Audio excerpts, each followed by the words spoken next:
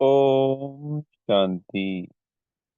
आज 1 नवंबर 2024 के महावाक्यों के मनन चिंतन में प्यारे मीठे बाप दादा ने कहा कि मीठे बच्चे, इस समय निराकार बाबा साकार में आकर हम बच्चों का श्रृंगार करते हैं।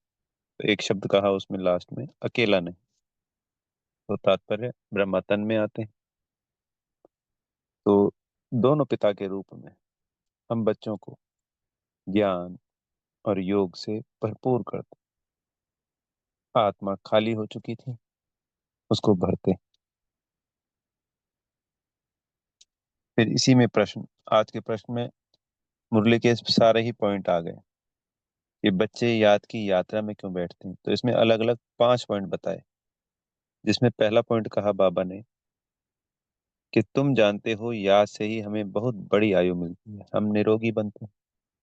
तो जैसे संसार में कहते हैं ना जी, योग करते हैं, शरीर वाला योग, तो उससे योग करने से निरोगी बनती है शरीर।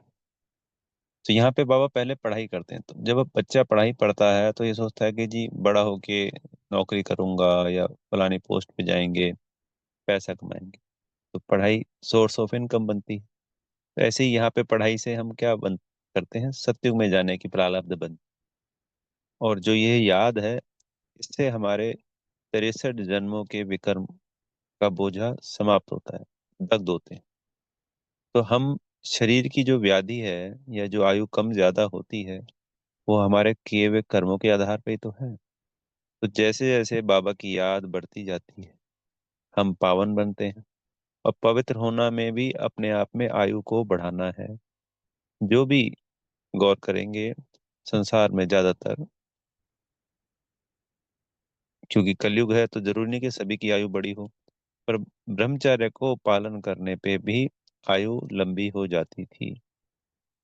अब बाबा चूंकि पवित्रता भी धारण कराते हैं और 63 जन्मों के हमारे विकर्मों को भी दग्ध करते हैं।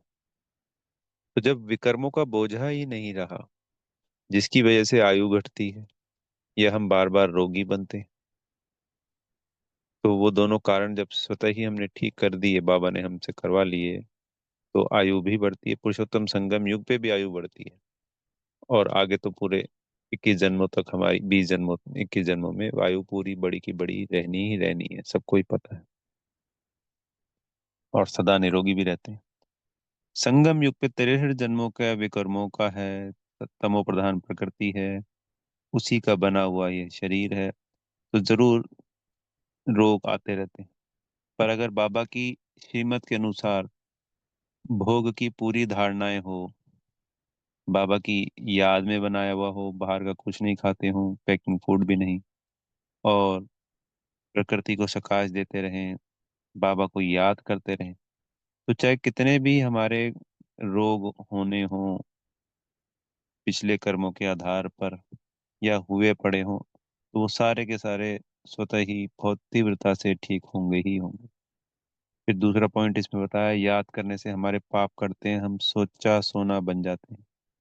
आत्मा से रजो तमो की खाद निकल जाती है, कंचन बन जाती है। तो जब गोल्ड है ना, मान लीजिए 100 ग्राम गोल्ड है, उसमें 10 ग्राम वो मिलाया, खाद, कुछ भी मिलाया, तांबा, पीतल, लोहा, मुझे नहीं पता, ये जो मिलाया जाता है जिसकी वजह से वो उसकी या प्योरिटी कम हो जाती है, या चांदी मिलाते हैं मान लीजिए, तो सोना तो है ही है ना जी। सोने में चाहे 100 ग्राम में 10 ग्राम मिला दिया तो 110 ग्राम हो जाएगा, सोना 100 ग्राम ही है। और सोने में फिर 100 ग्राम और मिला दिया, कोई भी चीज जो दूसरी धातु मिलाई है, तो वो 200 ग्राम हो गया। तो अब क्या किया जाता है, वापस साफ करने के लिए वो 10 ग्राम या वो जो 100 ग्राम एक्स्ट्रा मिलाया था उसको वापस निकाल लिया जाता है। सोना तो उसमें था ही ना। बाबा क्या कह रहे हैं, देखिए, बहुत वंडरफुल बात है। आत्मा से रजो तमो की खाद निकाली जाती है। तो हमारे अंदर वो गुण, वो शक्तियां यानी विद्यमान है, हमारे अंदर सत्व प्रधानता विद्यमान है। हम गोल्ड हैं। इस गोल्ड में अलाएं खाद मिक्स हो गई हैं। यानी वो जो सतो प्रधान मैं आत्मा थी सतयुग में, और सतो थी त्रेता में, वो नेचुरल है मेरा। उसके बाद द्वापर कलयुग आने पे मुझ आत्मा में रजो तमो की खाद मिक्स हो गई, तो मैं आत्मा भारी हो गई। जैसे गोल्ड 100 ग्राम की जगह 100 ग्राम मिक्स कर दिया खाद, तो 200 ग्राम का हो गया, भारी हो गया। वो 100 ग्राम निकाल दिया। तो बाबा की याद से वो जो 100 ग्राम एक्स्ट्रा मिल गया, यानी आत्मा में जो रजो तमो की अलाएं, विकर्मों का बोझा, विकार मिल गए, वो निकल जाते हैं योग अग्नि के द्वारा। तो इस योग अग्नि से ही वो चीज अलग हो सकती है। सोने को भी अग्नि के द्वारा ही प्योर करते हैं ना। तो हम आत्मा फिर से सतो प्रधान सतो बन जाएंगी, और बाबा से शक्तियां मिल रही हैं। तो जो हमने गवा भी दी शक्तियां, मान लिए, क्योंकि विकर्म हुए, और क्योंकि जैसे पवित्रता नहीं होती है ना, तो जिस चीज को धारण करना होता है, यानी संभालना होता है, वो पवित्रता के आधार पर टिकती हैं। अब चूंकि पवित्रता तो रही नहीं, तो वो टिकी नहीं। तो बहुत तीव्रता से ये रजो और तमो की खाद निकलती है, और बाबा से सर्वगुण सर्व शक्तियां भी हमारे अंदर ठहरती हैं, पवित्रता के ऊपर संभलती हैं। पवित्रता बेस है, फाउंडेशन। फिर बाबा ने कहा, याद से ही तुम पावन दुनिया के मालिक बन जाएंगे। तो इस पढ़ाई से हमारी प्रारब्ध बनती है सतयुग में जाने से। पर जो पद है, मालिक बनना है, वो होता है इस याद से। क्योंकि याद से जब हमारे विकर्म विनाश होते हैं, आत्मा प्योर होती है, तो जो पवित्रता है वो सतो प्रधान पवित्रता होती है। वो सतो प्रधान पवित्रता सिर्फ याद से ही धारण हो सकती है। क्योंकि जब तक सारे विकर्म और सारे विकार आत्मा के नहीं निकले, तब तक वो संपूर्ण पावन नहीं बन सकती। तो जो आत्मा जितनी पावन बनेगी, उतना उच्च पद प्राप्त करेगी, क्योंकि उसको उतनी सजाएं कम खानी पड़ेंगी। तो जो संपूर्ण पावन बन जाते हैं, तो उनको सजाएं खानी ही नहीं पड़ती, तो सबसे ऊंचा पद मिलता है। फिर चौथा पॉइंट बताया बाबा ने कि तुम्हारा श्रृंगार होगा। गुण और शक्तियां हम आत्मा भरपूर हो जाती है, जिसकी चलन बाबा की श्रीमत के अनुसार होती है, रॉयल होती है, बोल मीठे होते हैं, कर्म दूसरों को सुख देने वाले होते हैं, हर गुण हर शक्ति नजर आती है बच्चे में, बीके में। तो वो उसका श्रृंगार हुआ ना, कि वो कहते हैं वो कितना अच्छा बच्चा है। ये तो मतलब खूब तारीफ करते हैं अपनी तरफ से। अभी वो देवता लगने लगता है, अभी वो फरिश्ता रखने लगता है। सिर्फ बड़ी दादियों को देखते हैं, हम दीदियों को देखते हैं।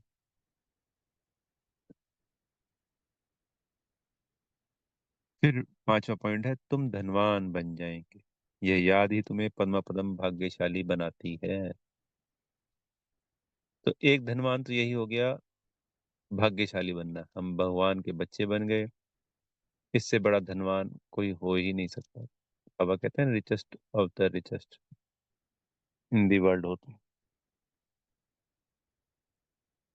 तो एक मुख्य कारण उसमें सबसे पहला तो है, हमें बाबा मिल गया। हमसे बड़ा धनवान कोई है ही नहीं, जिसका बाबा, मालिक, उस्ताद, सखा, कृष्ण सखा आता है ना, सुदामा का सखा कृष्ण था, तो एक ही क्षण में सब कुछ बदल गया। तो हम पद्मा पदम सौभाग्यशाली आत्मा, हमारे जैसा धनवान कोई नहीं। तो एक तो भाग्य का रूपी धन, फिर हमें बाबा से गुण शक्तियां प्राप्त होती हैं।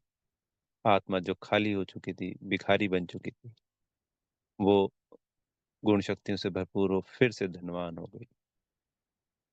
फिर तीसरा, जो स्थूल धन है, सतयुग में मिलने वाला है, वो अपरंपार होगा, कोई गिनती नहीं होगी। तो इस याद से ही तो मिलेगा ना। ज्ञान से मिलेगा, पर याद भी उसके अंदर कहीं ना कहीं लागू होती है। पर बाबा ने यहाँ तो पद्म पदम भाग्यशाली वाली धनवान की बात की है, पर प्राप्तियां सारी प्राप्तियां इस याद से। और अपने को आत्मा समझ, इस देह और देह के संबंधों को भूल सिर्फ बाबा को याद करना है, बाकी का मुरली में ये। और इन्हीं 5 पॉइंटों पे बाबा ने आज की मुरली चलाई। और भक्ति के पॉइंट थे कि भाई हम धक्के खाते रहे तेरे से जन्मों में, गंगा जी का स्नान किया, श्रीनाथ द्वारे के आज बाबा ने कहा कि भाई दर्शन करने जाते थे, दर्शन करने से क्या हुआ, अनेकों अनेक बातें हैं भक्ति में। बाबा ने एक पॉइंट बहुत बड़ा बोला, बहुत गलानी की भगवान के ऊपर, भगवान की, उससे तुम्हारे में बहुत पाप चढ़े। मुख्य पाप के दो तीन कारण हैं। एक तो है पहली बात, अपवित्रता, क्योंकि हम आत्मा है प्योर। भगवान के घर से जब हम आते हैं, अपने घर से, परम धाम से, तो हमारा जो वो मूल स्वरूप है वही सदा रहना चाहिए।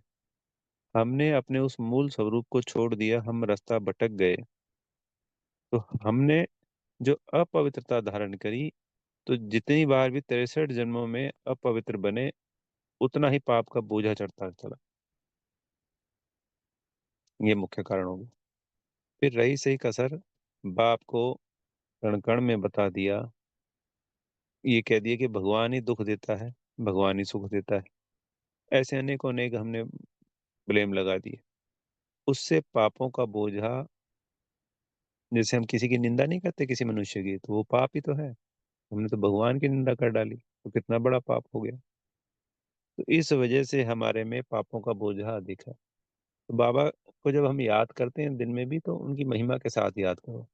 मेरा बाबा पतित पावन है, मेरा बाबा दुख हरता सुख करता है, ब्रह्मा विष्णु शंकर का रचयिता है, इस सृष्टि का रचयिता है, भाग्य विधाता है, सर्वशक्तिवान है, प्रेम का सागर, ज्ञान का सागर, गुणों का सागर, शक्तियों का सागर, सकरीन का पहाड़, ऐसे जितनी महिमा हो सकती है। उसका कारण ये है, हमने 63 जन्मों में जाने अनजाने जो कण कण में कहा, दुख देने वाला कहा, या और अनेकों नाना प्रकार की गलानी की, तो एक तो याद से पाप कट रहे हैं, और एक महिमा से जो निंदा की थी, वो भी उसकी काट हो रही, कट हो रही है।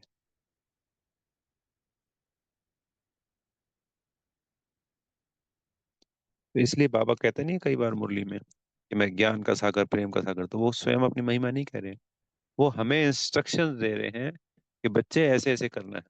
वो तो ये चाहते हैं मेरे सारे बच्चे बिल्कुल प्योर बन जाएं, शुद्ध बन जाएं, आत्मा बिल्कुल सतो प्रधान बन जाए जल्दी जल्दी। इसलिए बाबा हमें इंस्ट्रक्शन दे रहे हैं। वो अपनी महिमा नहीं कर रहे हैं, उनको कोई जरूरत नहीं है, और ना वो अपनी महिमा करवाना चाहते हैं। बाबा की हर श्रीमत में सिर्फ और सिर्फ हमारा ही कल्याण छुपा हुआ है। वो सिर्फ हमारे कल्याण की खातिर आए। तो बच्चा को, जो पिता होता है, हर एक छोटी से छोटी बात समझाता है कि बच्चे इस काम को ऐसे करना है, इस काम को ऐसे करना है, इस काम को ऐसे करना है। तो बाबा भी हमें एक हर छोटी, वरना अंत में हमें जब सजाए हो तो ये ना कहे, बाबा आपने तो बताया नहीं, आपने तो किया नहीं, नहीं तो हम तो आपकी महिमा कर लेते, ये वाला पाप रह गया। तो कि इस जन्म में बाबा कहे कि देखो तुमने कितनी गलानी कही है मेरी। बाबा बोला मैंने तो याद किया था। तो बोला बच्चे, ये महिमा करनी थी, बताया तो था तुमको।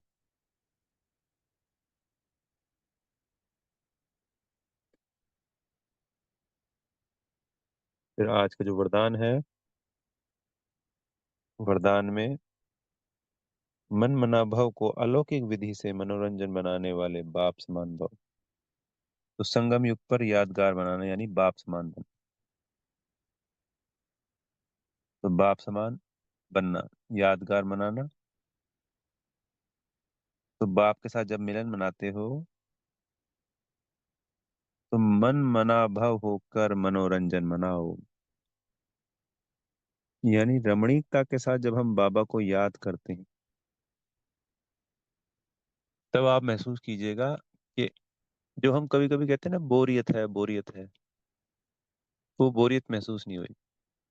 रमणीकता होना जरूरी है, तभी बाबा कहते हैं रमणीकता से याद करना। वरना बोरियत आती है तो वो बोरियत ही हमें याद नहीं करने देती है। इसलिए तो बाबा ने इतने इतने सारे पॉइंट दिए, इतनी सारी बातें बताई हैं। कि कभी कुछ करना चाहिए, कभी कुछ, कभी कुछ, कभी कुछ, कभी कुछ, कभी कुछ, जिससे रमणीकता बनी रहे, मनोरंजन होता रहे, आत्मा किसी दूसरी तरफ ना भागे। तो बाबा ने कहा, अलौकिक विधि से अलौकिकता का मनोरंजन अविनाशी हो जाता है। तो जो दीपमाला की विधि बताई आज बाबा ने, कि पुराना खाता खत्म करना, हर संकल्प, हर घड़ी नया यथार्थ अलौकिक हो। तो पुराने सारे खाते कैसे होंगे? बाबा की याद से। इसके अंदर वंडरफुल बात बताई बाबा ने, कि पुराने संकल्प, संस्कार, स्वभाव, चाल चलन, यह रावण का कर्जा है। लिया था ना उनसे, हमारा तो है ही नहीं है। किसी से कोई चीज ली तो कर्जा हो गया ना। इसे एक दृढ़ संकल्प से समाप्त करो। फिर जब हम कर्ज मुक्त हो जाएंगे, तो उस रमणीकता के साथ बाबा को याद करेंगे, तो हर क्षण मनोरंजन हो, हर क्षण। अच्छा। ओम शांति। बेहद का धन्यवाद मेरे प्यारे मीठे बाप दादाजी का, आप सभी आत्मा भाइयों का, और दिल से बेहद की शुभकामनाएं आप सब आत्मा भाई। ओम शांति।